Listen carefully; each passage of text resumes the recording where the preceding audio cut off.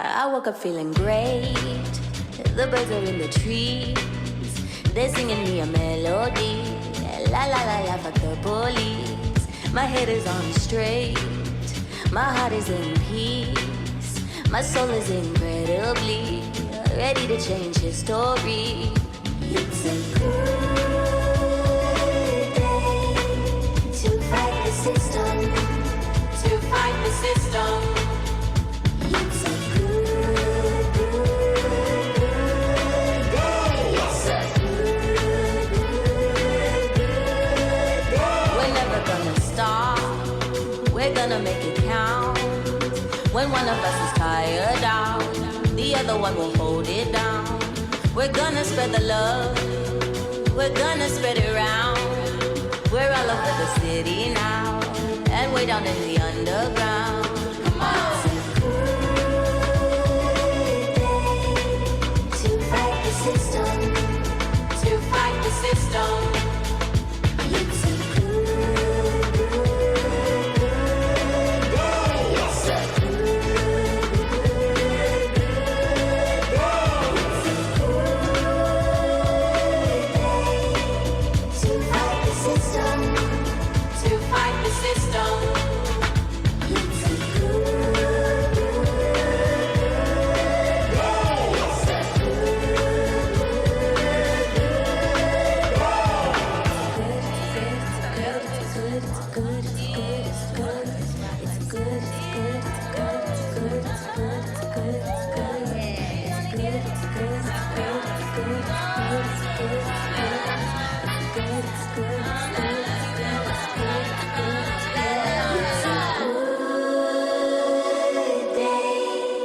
to fight the system.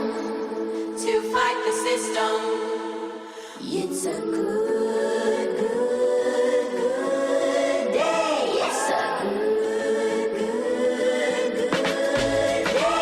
a good day to fight the system. To fight the system. It's a good day. It's a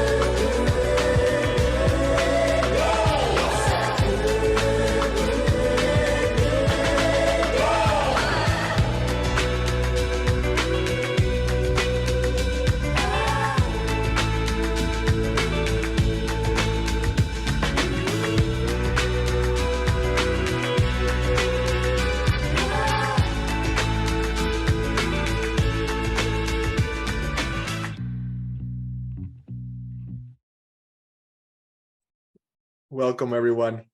My name is Gibran. I am a guide, a coach, and a facilitator. I've been working with the Center for Cultural Power for a long time, and I was at the original Constellations convening.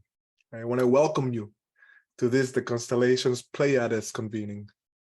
And before we get started, let's just take a moment to do some simple centering and grounding. I want to invite you to try something I learned from Resma Menachem, who wrote My Grandmother's Hands. And it's a simple somatic way to come into any space.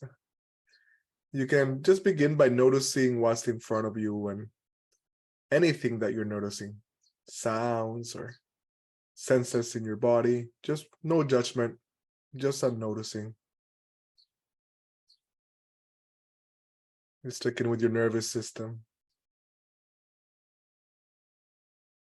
And then let's just turn our heads to the left, moving your hips a bit as you look over your shoulder.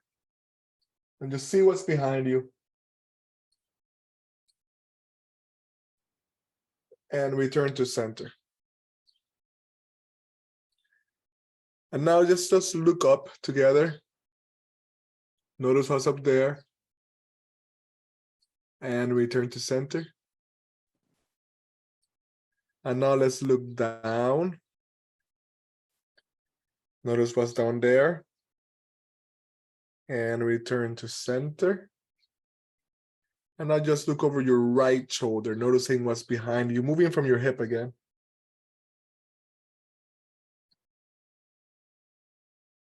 And return to center. Just notice how your nervous system feels now, if there's any subtle shift or meaningful shift. What we did is we just allowed our bodies to know that at least right now we are safe, that there's nothing coming up from behind us, nothing coming up from above, nothing coming up from below. Our bodies are safe here, and it's good to know that. With that awareness, we can take a breath and feel the ground. And remember that we are here between earth and sky, between ancestors and descendants, taking a radical responsibility for the fire that has been handed to us, bringing the highest of our intentions to this convening, grateful for our vocation and for what brings us here, the call, the longing for a more just world and for our creative expression.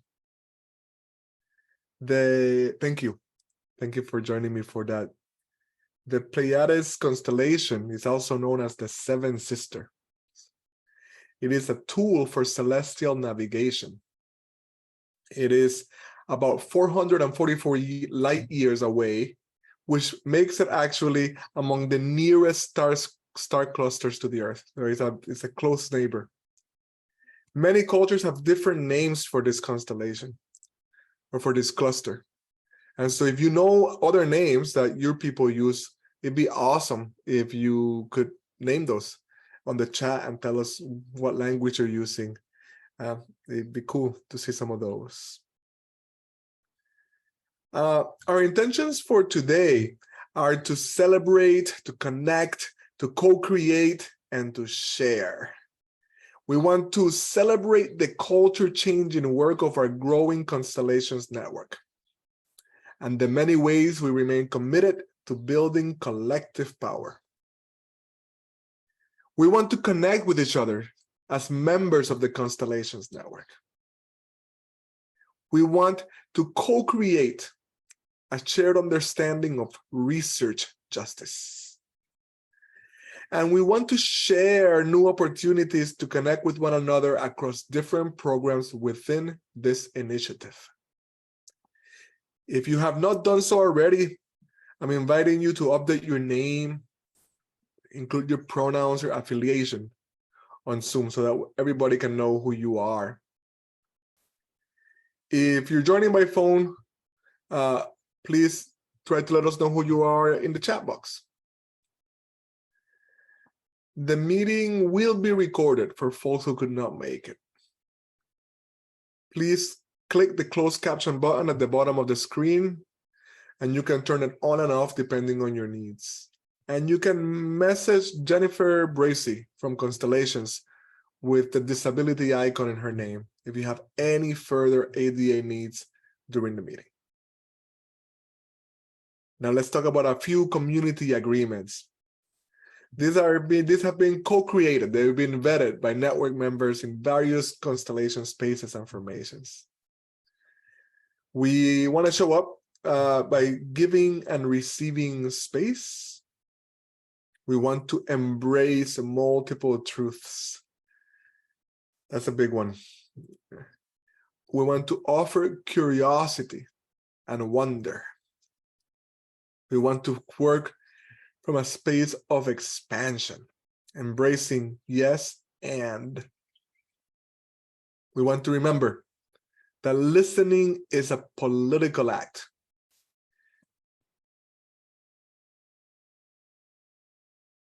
And we want to maintain confidentiality. Hope that's okay.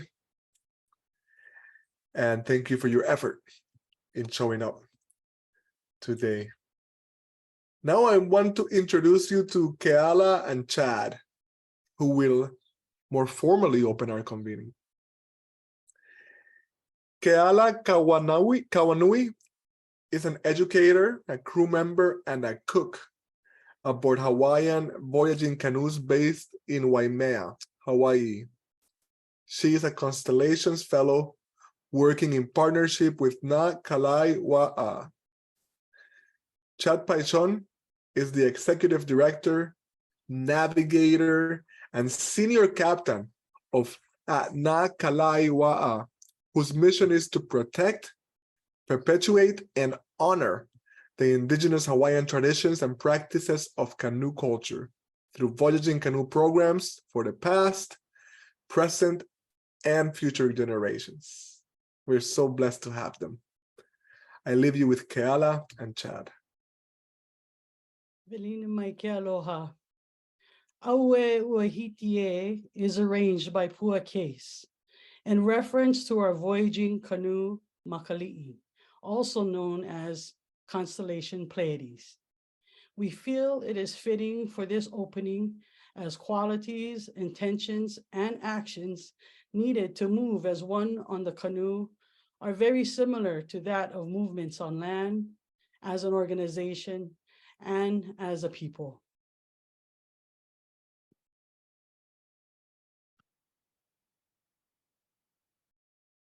O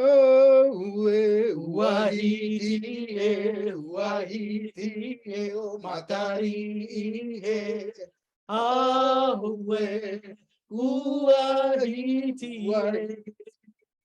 matari ele kava ai ke kai o kele va ala ino a oe puluva anui aue ua hiti matari lau hoi mai kava I ka hoi I ke ka pai atu I ka aina la pai mai la I ka aina aue uahiti o matari ho mai kava I ka po I ke au I ka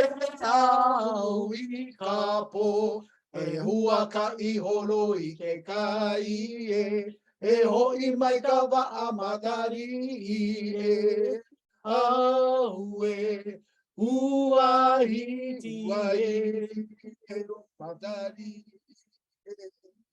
aue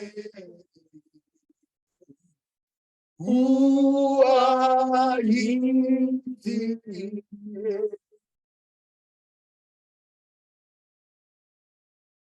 Pai kalima. Mahalo.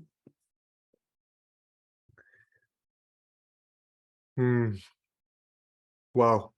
Let's just take a moment and fully receive that, sensing our bodies and our spirits.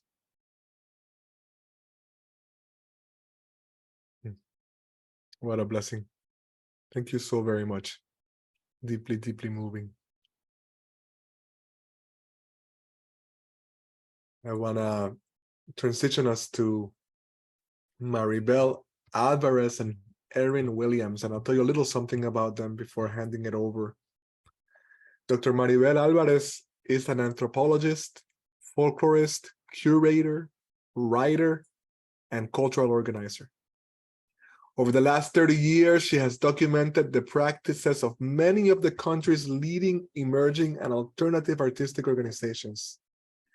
She is a member of the Constellations Advisory Board.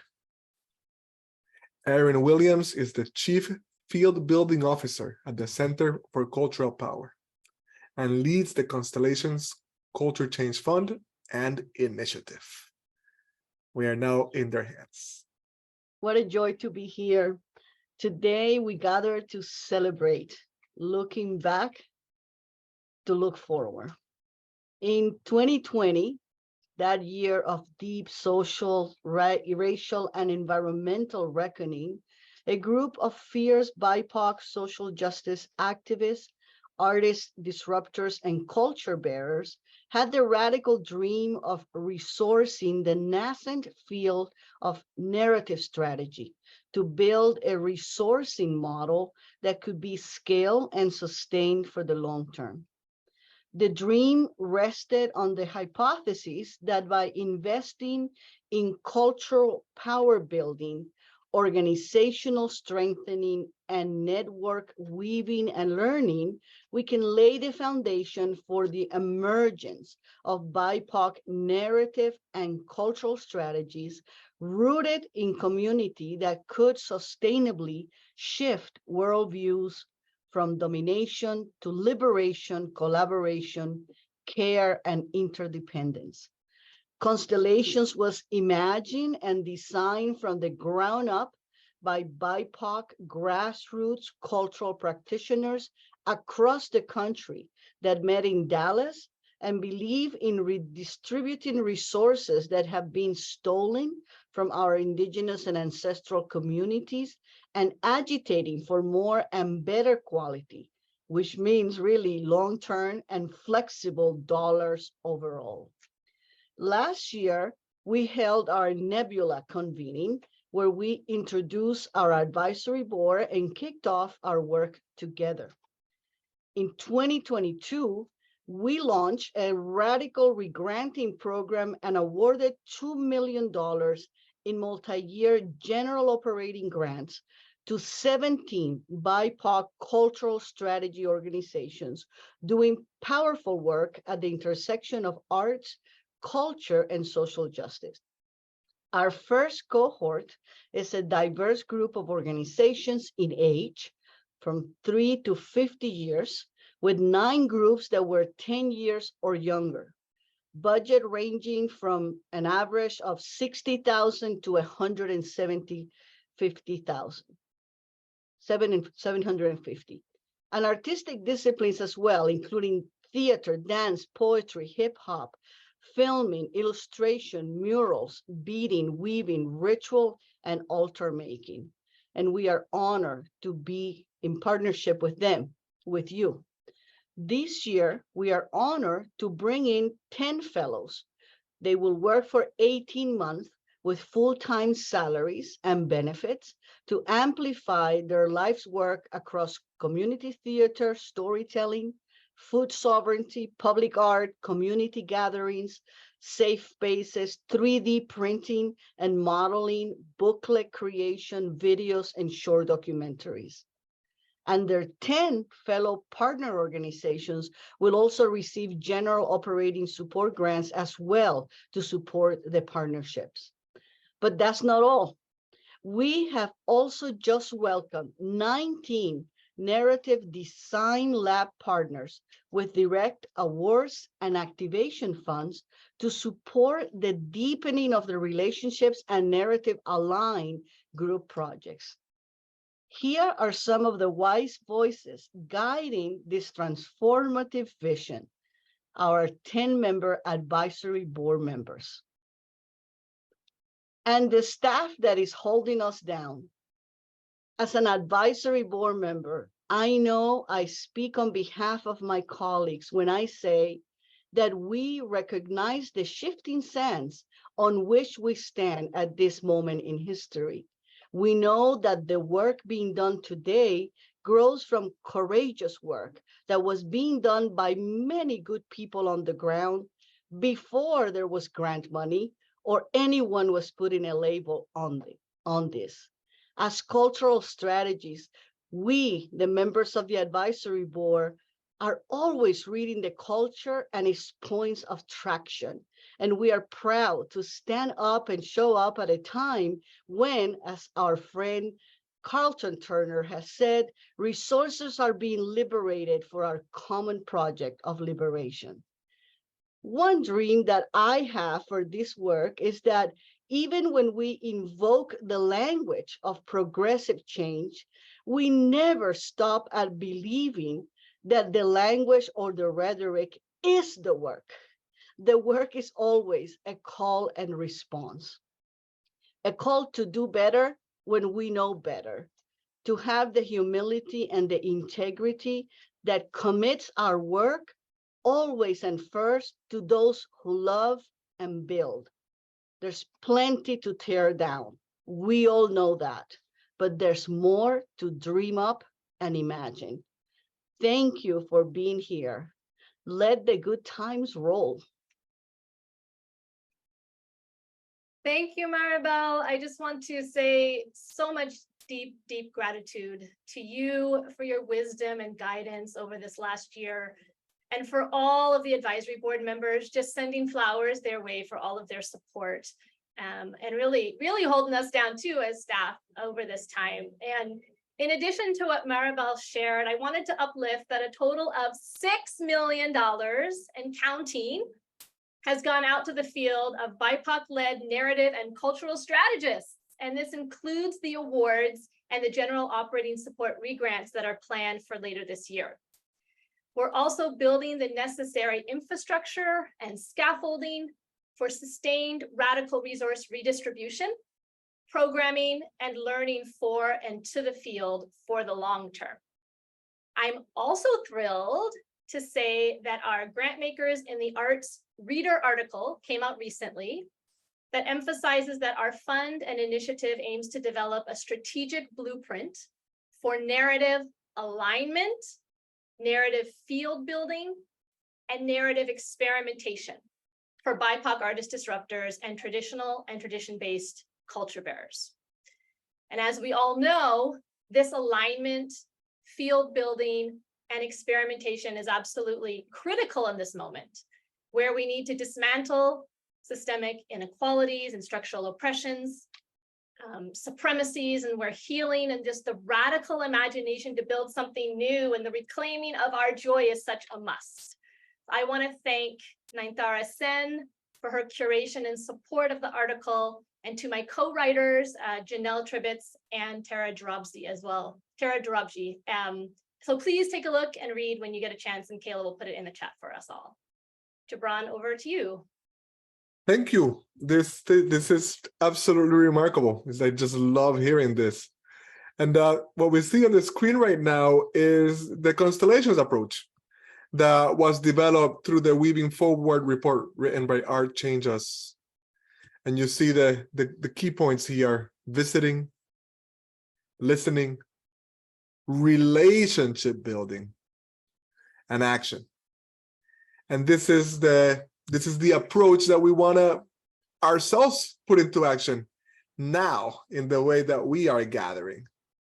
So we're going to invite you into a short breakout rooms just to introduce yourselves, mainly your names, your pronouns, the land that you're calling in from, your organizational affiliation. Make sure everybody goes around and shares that. And then speak to how are you connected to constellations? And what is one inspiration, connection, or collaboration that has come through this work? How are you connected to constellations? And what is one inspiration, connection, or collaboration that has come through this work? You have 15 minutes together. Don't forget to enjoy each other's company and presence. These are some dope people here.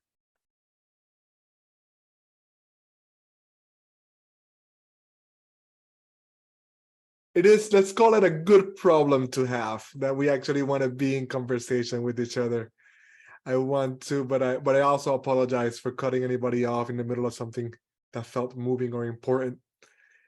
Just take a quick second to intentionally bring the intimacy and the interest from the small group into the large group. Just gonna open up your field to welcome more people and allow yourself to believe that there is as much dopeness in this large room as there was in each of your small rooms, and to know in your heart and in your body that your own dopeness truly belongs here. We're lucky to have you. With that, I now have the pleasure of introducing you to Angie Reza Torres. Angie is the co-founder and executive director of Fem Frontera, an org that amplifies and supports films made by women and non-binary filmmakers from border regions around the world, especially along the US-Mexico border. Fem Frontera is a partner organization of Constellations. I leave you in Angie's hands. Thank you so much for that warm introduction, and I'm very happy to be here with all of you. Thank you so much for listening and learning about Femme Frontera. I wanted to introduce a film that we're going to be screening in just a second. This was a 2020 Femme Frontera Filmmaker Showcase recipient. And a little bit about the film. The film is called Grown Without Water, and it's an oral history project that examines collective trauma through unguarded intergenerational kitchen stories, and was an official selection of Femme Frontera's 2020 Femme Frontera Filmmaker Showcase. Representing the border in El Paso, Xochitl Rodriguez shares her family's stories, advocating for the beauty of the desert and border that raised her. El Paso has always been a testing ground for dangerous policies that threaten Latina, Hispanic, and Indigenous communities, whether a person is documented or not, naturalized, first generation, or fifth. Grown Without Water represents the complexities, beauty, and hope of a borderland that refuses to be defined by those outside of it. Can you walk with burned feet? Have you seen a body break? What has been for me should not be for her.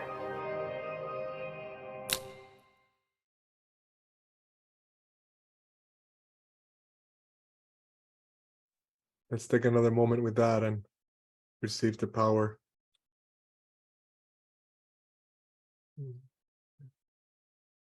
It's so important to look reality in the face. Thank you so much. With this awareness, the awareness is sensation. I want to thank Angie and Femme Frontera and invite you to look at their work. And invite us to take a short break, just about 7 minutes, returning at the top of the hour. Notice your tendency, if anybody has it, to use the break to get back on email or text. That would not be a break. That would be more work. So I'm just inviting you to consider actually taking a break.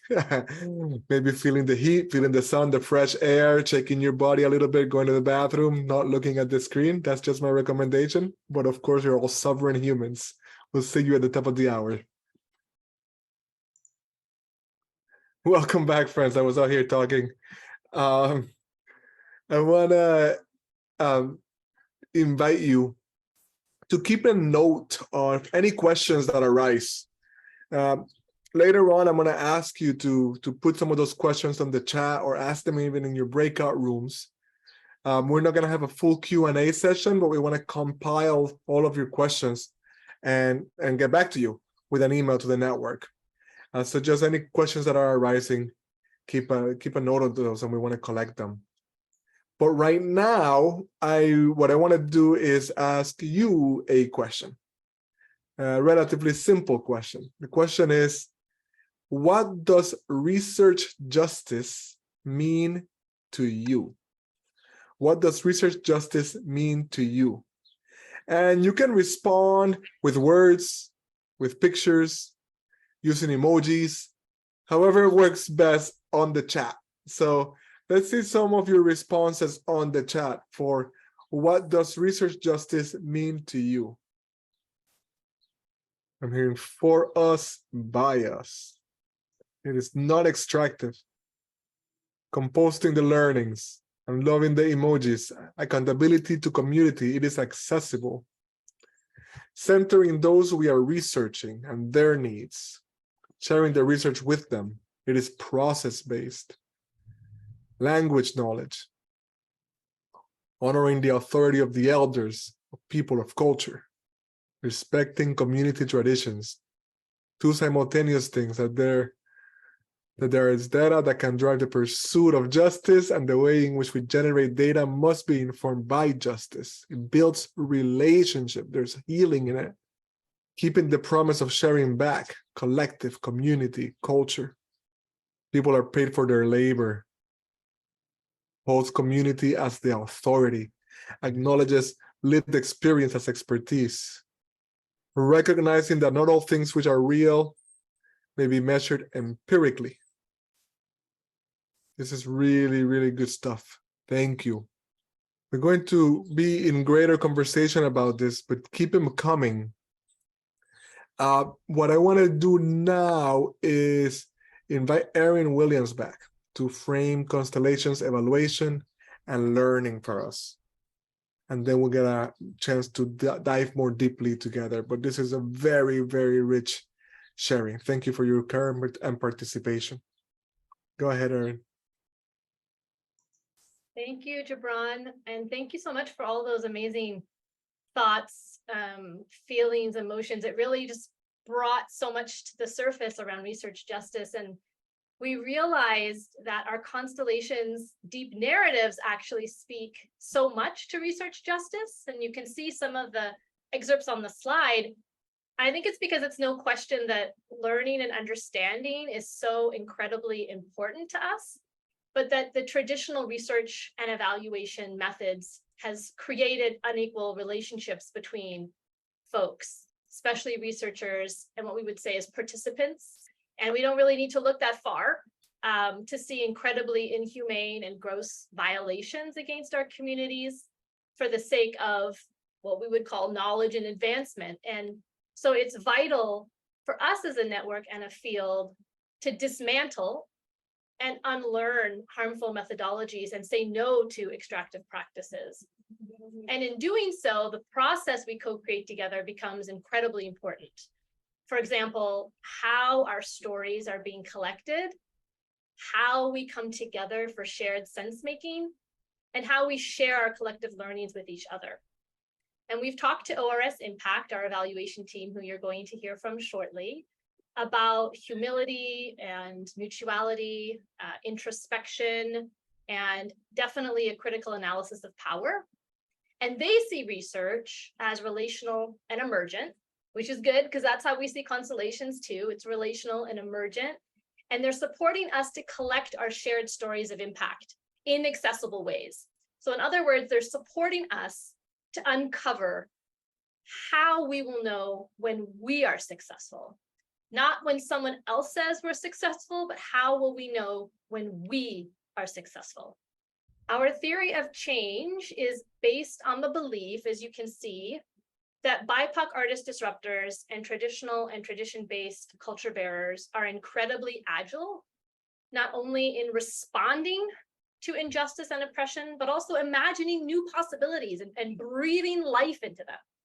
Artists and culture workers accelerate critical societal changes, yet they're systematically under-resourced and overburdened. There's a lack of infrastructure and supportive spaces to really build and to expand. And so to achieve narrative power and to bring others along with us in the journey towards the world we want to see, we need that long-term flexible funding, and we need sustainable community networks, and we need the space to fully experiment and take risks. And so now I want to introduce my amazing colleagues, Kendra and Nikki, who are going to lead us in some deeper discovery on these questions. Kendra is a mixed race Black queer consultant who sews their work from a broad tapestry of diverse Black feminist ways of knowing and being to inform their listening, understanding, and creation. Nikki is a British Asian writer and researcher whose work focuses on how we think about, understand, and measure in many different ways, narrative change and narrative power building. And for you all, ORS Impact is an evaluation and strategy firm based on Squamish and Duwamish land, colonially known as Seattle, Washington, and has partnered with many organizations to promote actionable learning and to guide decision-making and strategy. So I want to pass it over to them now. So Nikki, take it away.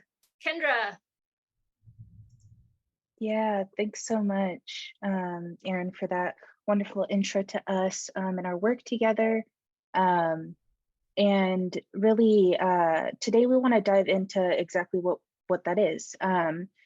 But first, before we get into that, I just want to acknowledge the Constellations team and especially Kayla for convening such a beautiful group of people. These events are really feats, and it's really been a wonderful event and experience together. And I just wanted to remind folks too that we won't be taking direct questions during our session today, but please make sure to put them in the chat or write them down to discuss more in our breakout groups later. And then we'll also be able to follow up with y'all on those questions. But before we get into content, I wanted to take a time to introduce some other folks on our team. So I'm Kendra. Good to meet all y'all. And Nikki, my colleague, we're going to be presenting today. And then my other colleague, Cameron, who's a senior consultant, and Yagna will also be a part of our team. And you may have already chatted with them as a part of our meeting today. So as Erin noted, we worked together for the last several months to co-develop this evaluation and learning effort to really center research justice and collective power in learning. So broadly speaking, what is this evaluation even all about? What does it look like? And for us, it looks like surfacing ongoing learning and insight alongside the work of artist disruptors, culture bearers, and cultural strategy orgs working to change the narrative system. It looks like identifying practices to help inform how others approach narrative and culture strategy change and how we know it's happening.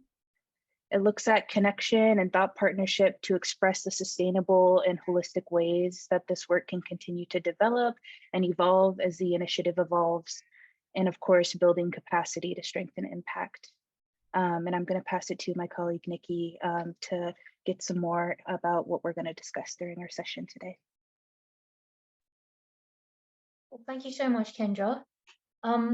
So yeah, as kind of the evaluation and learning partner to the Constellations initiative, we're obviously interested in building, as Kendra is speaking about, our understanding of what's happening, what's changing as a result of our collective, work together, our collective efforts, and how we can really use that understanding to keep strengthening and growing this work. But in seeking to center some of those principles we were talking about earlier and echoing Erin, we really don't want to be prescriptive or singular in our conceptions of what impact or success should look like or should be, which is often, a pitfall of traditional evaluation approaches. And in the spirit kind of that idea of with us and bias, we would really love to today invite everyone into a shared ownership and articulation of what our desired changes for the Constellations initiative really look like, grounded in our experiences and aspirations for this work. And so that's what we hope to do, or to certainly start and continue a conversation around with you all here today.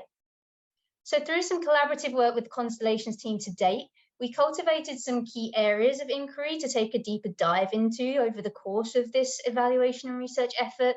And we share them now just so you have some visibility into what we'll be exploring in the evaluation, and because they may also be helpful for prompting some thinking as we move into the small group activity, which we'll be setting you up for in just a little minute. But the first area of inquiry is around understanding our network and what we're building here together. So what new connections and collaborations are we sparking? What relationships are being deepened? And what does the continuous development and evolution of that network look like? The second is around understanding the impact of support for individuals and organizations who are involved in this work. So thinking about how are we supporting artist disruptors, culture bearers, cultural strategists and organizations on their journey? Are we fostering well-being, health, resilience, creativity as an initiative, as the Constellations initiative, but also as a broader field who seek to support this kind of work? And really thinking about what that looks like if we're achieving that. And third, how are our values of care, interdependence, of abundance, mutuality, reciprocity, reflected in what we're building together? So do we see ourselves, reflected in the work, our commitment to building collective power there? And what would be manifest if we were really living into this? So those are kind of the three buckets in which we'll be centering some of our work over the course of the next year or so. But to anchor these questions collectively, get some insight from you all about what it might look like to be achieving some of these things. We'd like to take some time together today, really thinking and visioning that through. So I'll pass it back to Kendra, who's going to lead us through that and then take us into our discussion. Awesome. Thanks so much, Nikki, for that. So I know we just crammed a lot in a couple of minutes, and so I'm going to take us through an exhale, a visualization practice to get us going into our breakout groups. So I'd invite everybody to close your eyes if it's comfortable, or gently look down at your cheeks. Place your feet comfortably on the floor. If that's comfortable, relax your hands, kind of let your shoulders down, and clench your jaw. And feel the weight, your weight settle into the chair or wherever you're sitting.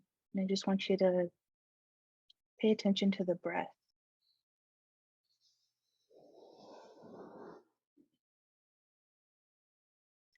If it's comfortable, breathe in through your nose, hold, and then out through your mouth.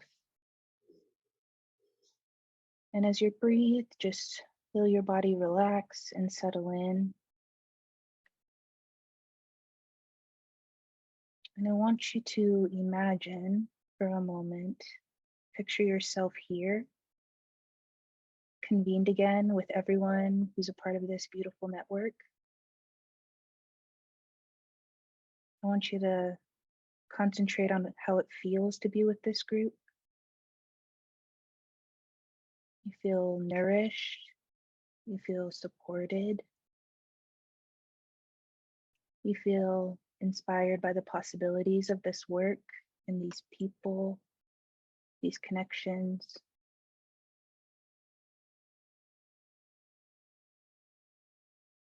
Picture the change of the seasons, moving forward, like flipping a page on a book. And you start to see the pages moving quicker, and they continue to flip forward until June of 2028. It's 5 years into the future, and you're back here, reconvened to celebrate Constellations' success with everyone and all the people who have touched Constellations in these last 5 years. And we have so much to celebrate together. You're here to reunite with artist disruptors, culture bearers, cultural strategists, staff, and other members of the network, all friends who have come together to celebrate the accomplishments from this remarkable 5 years. So I want you to imagine if we were gathered here 5 years from now, if we have been successful, what will have changed? And what will we as a community be experiencing, seeing, or feeling?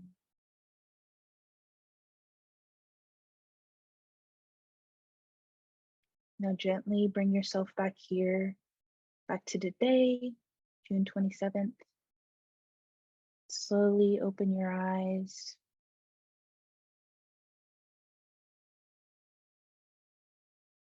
Thank you for practicing that with me. So that last question is what we're going to get into today. We're going to spend around the next 15 minutes together in smaller groups answering that question. So I want you to imagine that we're here 5 years from now and think about if we have been successful, what will have changed? What will we as a community be experiencing, seeing, and feeling? So in our breakout groups, there's going to be either an ORS or CCP facilitator in each group to help kind of guide us through these questions and think about this question. And we'll be using Jamboard as a virtual space to kind of begin to think about and even imagine what that'll look like. In your facilitator, we'll be able to help with any needs related to the Jamboard. And then after our small groups, we're going to come back together and kind of think about together what our conversations generated. And I will, we'll go into breakout groups. Thank you.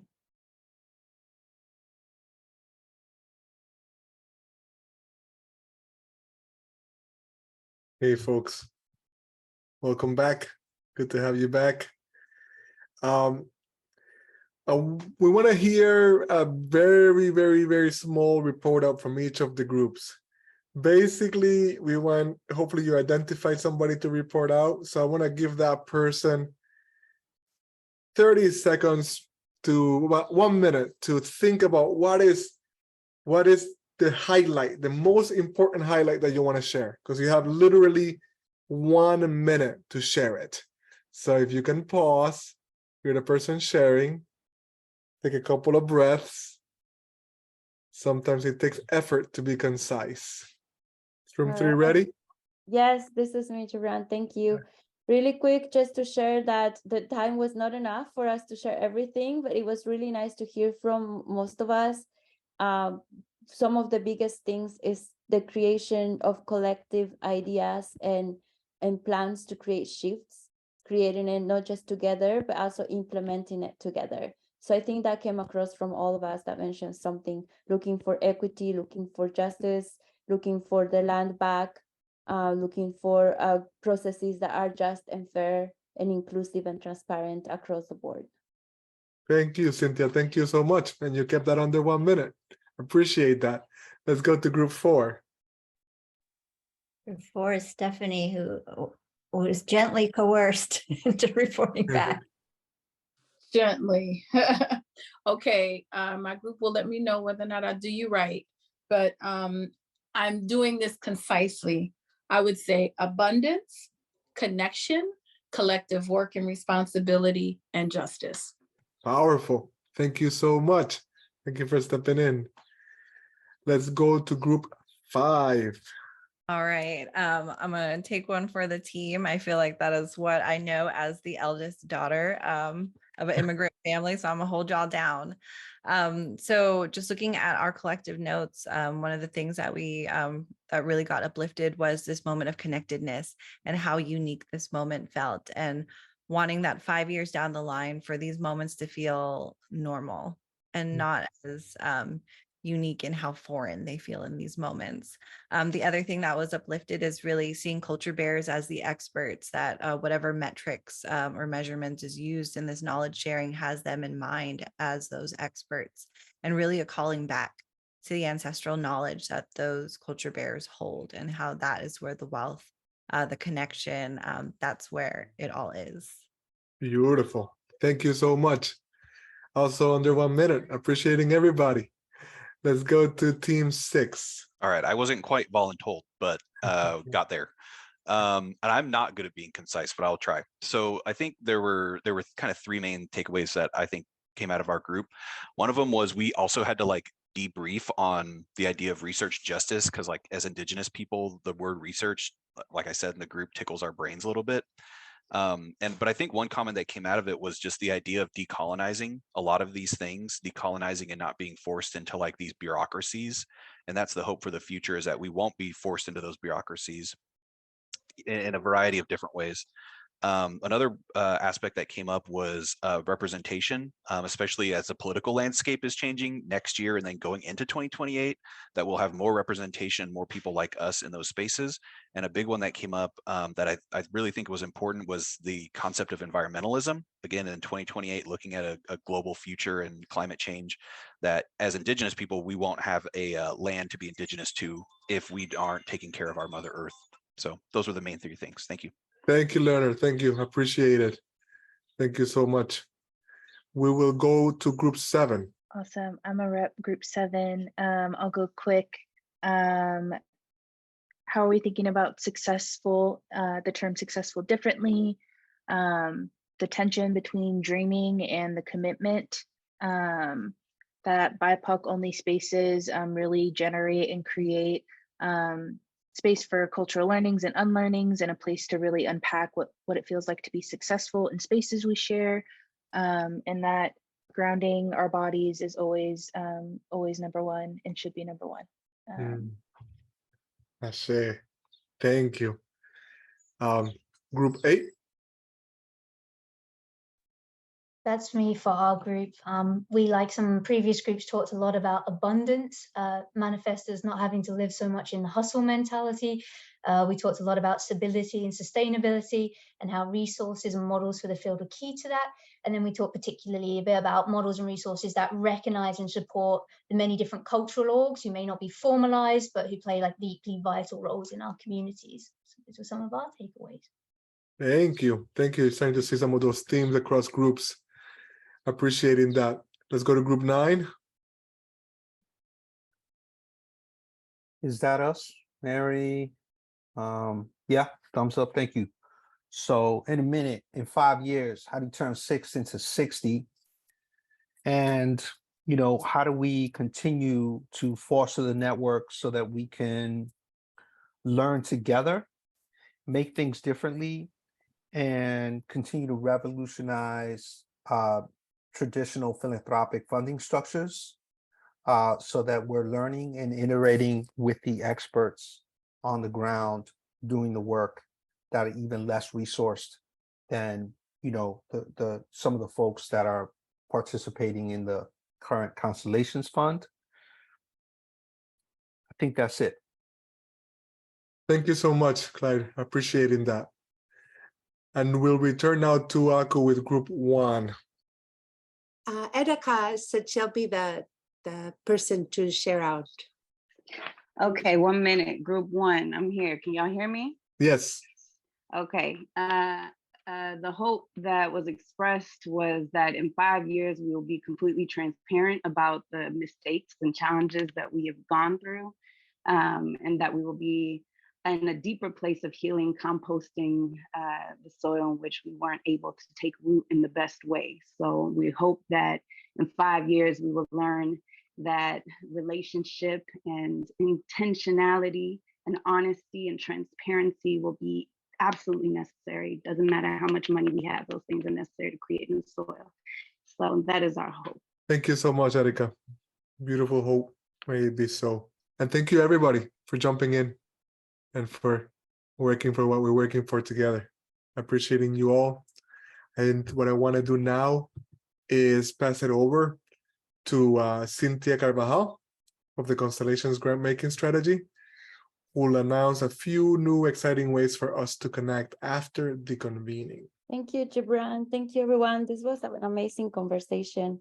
I just want to take a moment to share with you about a little thing that we have created to keep us connected after the convening itself, so that we can stay in touch with each other. It is our Constellations Padlet, and Kayla will share the link in a minute. This is a medium that's going to help us connect in very creative ways. We think this could be a great space to learn from each other as well, to find different ways to collaborate. If we can show in the next slide the information, I can show you a little bit about it. You can add pictures there. You can add your information for connections, social media, your pronouns, just by adding that little click, that little sign. And hopefully this way we are learning from each other. And then the next one is just wanted to share with you the Constellations Public Relations Guide, which also we're sharing the link right now in the chat. We created to be a supportive document to any media or communication efforts that you might want to do. And we will be updating it as needed. Hopefully this is helpful for you. And then lastly, before I go, I just would like to request all of you who nominated candidates for the Constellations Participatory Awards to please help us encourage your nominees to not miss out of this opportunity by reminding them that they can still submit their expressions of interest until July 7. We're extending the deadline. And they can reach out to us at the same email address that we shared there if they have any questions or need any extra support accessing or completing the process. That's it from me. Thank you so much. Back to you, Gibran. Thank you so much. I appreciate everything you all are trying to do. And now we're going to move towards a closing offering. And we have the blessed privilege of hearing from Charmaine Minifield. And Charmaine Minifield draws from indigenous traditions as seen throughout Africa and the diaspora to explore African and African American history, memory, and ritual, as an intentional pushback against erasure. She's a Constellations Fellow working with the Historic Development District Corporation for her Praise House project in the Metro Atlanta area. Go ahead, Termaine. Thank you so much. Thank you all so much for having me. Thank you for doing this important work of gathering. In the tradition of the ring shout, I invite you to consider the name of your ancestor, and I'm going to invite you to say their name in a certain moment. I'm going to identify first. I am the great-granddaughter of Oralee Fuquay, whose forced settlement was first Fuquay-Varina, then forced migration through Tennessee, Kentucky, and finally Indiana, where I was born. I am here from Atlanta, where the Muskogee Nation is the indigenous, and I am uplifting the memories of our ancestors as medicine in community. So I invite you to unmute in this moment. And I'm going to invite you now. I'm going to say my ancestor's name, and we can all say our names together, and it'll sound like a chorus, and it'll be recorded. So let's go ahead and invite, I invite you to say your ancestor's name. Oralee Fuquay. Mary Battle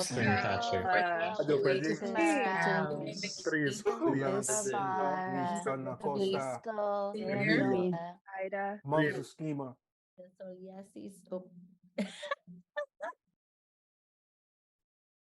Yes, my grandmother would say, and this great crowd of witnesses. Our ancestors have been invoked. I am going to share with you the memories of my great-grandmother. The visuals that you're seeing is the digital installation inside of the Praise House. When you walk inside, this surrounds you.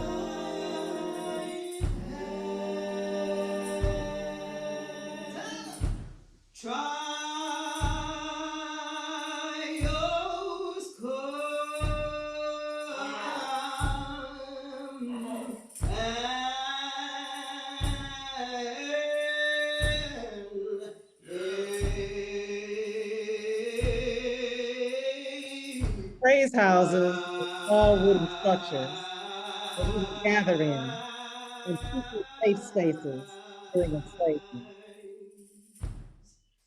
As our means increased, our ability to gather for worship, we also gathered our resources and materials and built praise houses. In spite of laws intended to dismantle community, we built praise houses. We were told we couldn't have our drums, it was illegal. So we built praise houses. So the whole structure was our instrument. And the floor was our communal drum. And when the beat would pick up, as we gathered, we would begin to move counterclockwise as a community. Our voices in harmony, we sang and call and respond.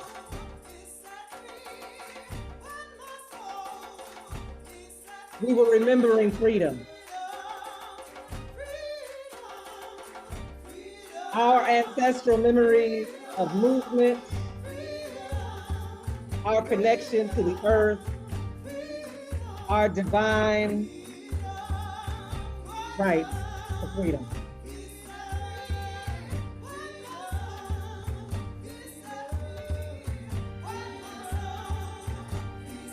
I was raised Pentecostal. Praise House Project is my effort to trace the memories of my great-grandmother. Images that you see are a collection of the Praise House and the Ring Shout as it's performed around the world in diaspora. I am lifting up the memory of the Ring Shout in community as resistance against erasure, the way it was intended before. The first Praise House rested at the site of the Oakland Cemetery, where over 879 unmarked graves were discovered in the African American burial ground. They were removed from Slave Square and cast in a flooded zone in a mass grave in 1866. The Praise House is a part of the Constellations Fellowship Narrative Change Project that will rest at Southview Cemetery, established in 1886 in resistance to that mistreatment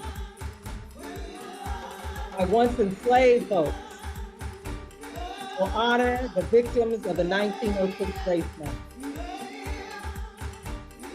In a community that was targeted by the white mob, Praise House will invite reinvestment in that community. We are fashioning artist residencies. We're working with local CDC and historic associations to gather oral histories and create an archive in Atlanta's Brownsville, South Atlanta community. The next Praise House will rest also at Emory University to acknowledge their role in slavery and dispossession. It opens on October 19th. And then the third of the series will open at Beacon Hill, a town once erased, and now recently a site of the removal of a Confederate monument. The project invites discussion on race, place, and belonging. I am meeting with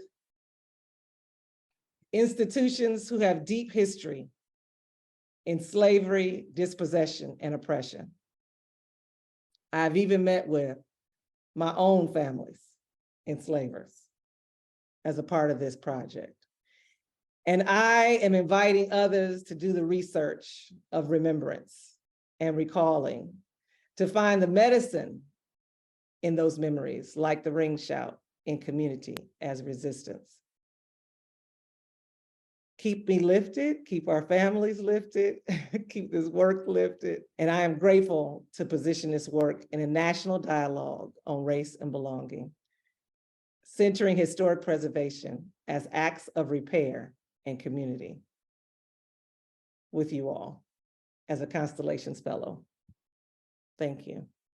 Let's take another moment to be with that, and maybe we can put the screen on everybody's face, see everybody's faces. Just receive that beauty. Thank you. Thank you, thank you. Let's just take a moment to look at the faces on the screen and honor each other's goodness and beauty, see each other, acknowledge our imperfections, our failures, and our big hearts as well, our effort and our care. Commit to ongoing amends and acts of care, and to a relentless pursuit of healing and the liberation that is ours and our children, in a blessing that can also be received by our ancestors and can only be received through them. It's been a privilege to be with you today. Thank you very much. Ashe.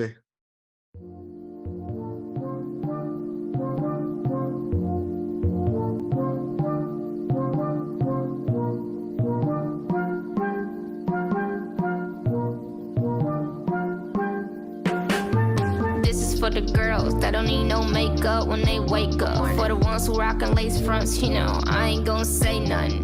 Hashtag me you're single. You fresh off the breakup. For the introverts, no, we don't gotta say much. If you feel free, then you should lift your hands. Real love, less friends. So many things in this world I don't understand. I won't judge who you love or your brown skin. People get liberated. Get up on your feet if you got the feeling. Hey, get up on your feet. People get liberated. Get up on your feet if you got the feeling. Get up on your feet. People get liberated. For so long, baby, break on out of your chains. You don't have to aim to please or be a certain way. Don't aspire to be what you see in the magazines. There's only one you and one me. If you feel free, then you should lift your hands. Wanna shake it, baby, like I know you can. So many things in this world I don't understand. I won't judge who you love or your brown skin. People get liberated. Get up on your feet if you got the feeling. Hey, get up on your feet. Say, people get liberated. Get up on your feet if you got the feeling. Hey, get up on your feet. People get liberated. I was told what you reap is what you sow. Life ain't always sunny, don't get caught up in the glow. And I don't know it all, but I see as I grow. Can't